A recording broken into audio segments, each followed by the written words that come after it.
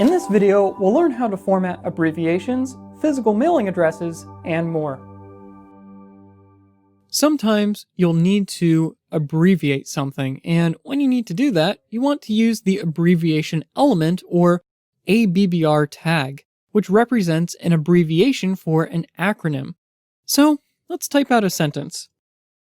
We'll create a paragraph, and then inside of our paragraph, we'll say, I know how to use scuba gear. And we'll save that out. And scuba is an acronym, so we want to wrap it in the abbreviation tag.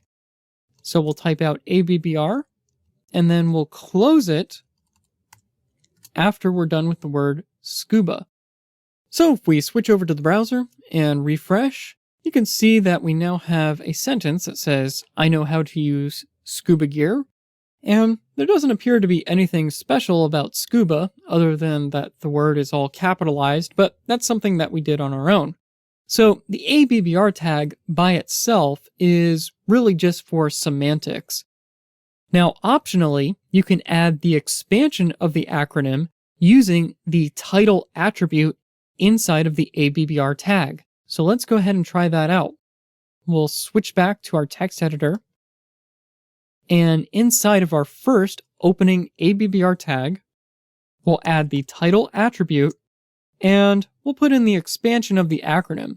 So scuba means self-contained, underwater, breathing apparatus.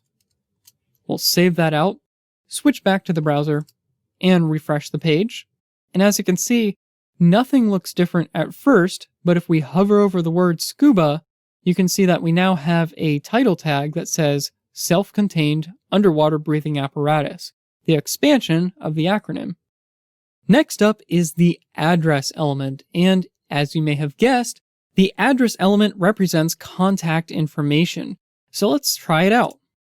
We'll switch over to our text editor, and we'll skip down a few lines here and open up our address tag, and then we'll close it. And then inside of it, I'll just put my name, Nick Pettit. We'll say I live on 1234 Example Road in the city of Metropolis, and hit save. And we'll switch back to the browser and refresh. And so far, nothing looks too special about this address other than that the text is italicized. But we can do a little bit better than that by adding in some formatting. So let's switch back to our text editor, and we'll add in some line breaks. So we'll add in a line break after the first line and the second line. And we don't need one after the third line because there's nothing that comes after it. So we'll save that out, switch back to the browser and refresh. And as you can see, we now have our address on 3 separate lines, as it should be.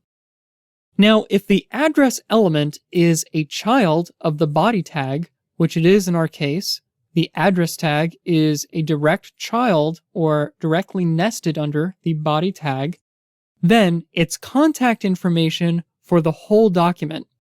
If it's inside another element, such as an element that's meant to represent a person or a place, then the address information is localized to that specific element. So for example, if you had a list of people with address tags inside of them, the address would be associated with each individual person and not necessarily the entire page. Next up is the cite element, and the cite element represents the title of a work, like a book, a movie, a song, or even specific things like a script for a TV show, an opera, a research paper, or a legal case report. It's fairly broad in scope. So let's type in some text. We'll skip down after our address tag, and we'll type in a paragraph that says, my favorite book is A Tale of Two Cities by Charles Dickens. Then we can go ahead and add the cite tags. So around the title of the book, A Tale of Two Cities, we'll open up our cite tag, and then we'll close our cite tag. And if we switch over to the browser and refresh the page, you can see that we now have that paragraph there that says my favorite book is A Tale of Two Cities by Charles Dickens. And the title of the work, A Tale of Two Cities, is italicized. This is added by default from the browser. Finally, we're going to learn about the WBR element, which represents a line break opportunity. So let's say that you had a really long word or a long URL. We'll skip down a few lines here. And let's say that we had a long URL like thinkvitamin.com. We can add the WBR tag in the middle like this to separate the words think and vitamin. So there's our WBR tag, which is a self-closing element just like the BR tag. We'll save that out, switch back to the browser, and refresh.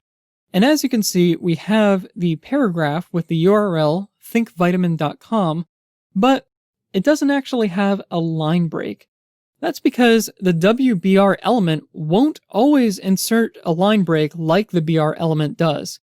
If there's not enough horizontal space to fit the whole word in, then the browser will break the text down to the next line in the place that you've specified with the WBR tag.